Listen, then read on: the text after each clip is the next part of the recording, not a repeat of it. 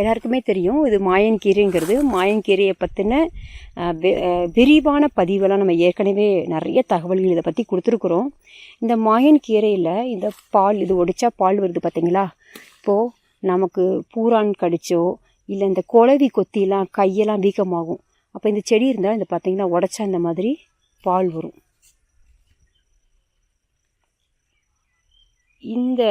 இந்த பாலை எந்த இடத்துல இப்போ இங்கே வந்து கடிச்சிருக்குது அப்படின்னா, இந்த கடித்த இடத்துல இந்த பாலை நல்லா அப்ளை பண்ணிடணும்.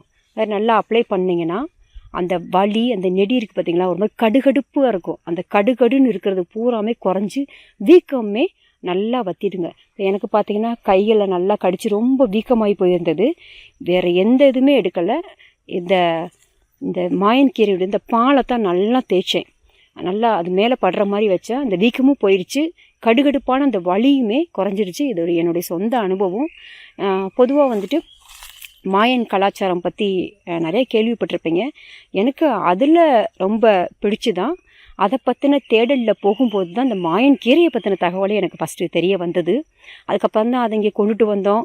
ஆனால் இது பார்த்தா நம்ம ஊர்கள்லேயே பல ஆண்டு காலங்களாக இருந்துக்கிட்டு இருக்குது. நான் எங்கேயோ இருந்து எடுத்துகிட்டு வந்தோம்.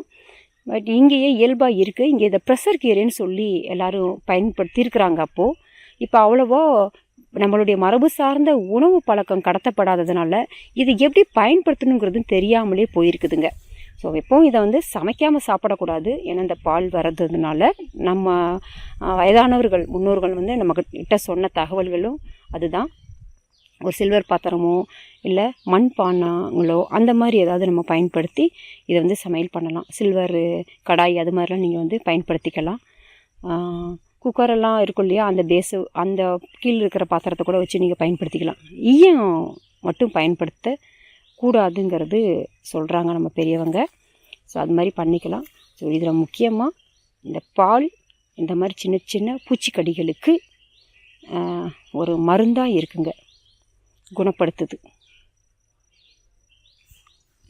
இப்படி வச்சோம்னா கடி, அந்த பூரான் கடி, குளவி கடித்த இது நெடி எல்லாமே நல்லா குறைஞ்சிடும், வீக்கமும் வற்றி போயிடும், வலியே இருக்காது.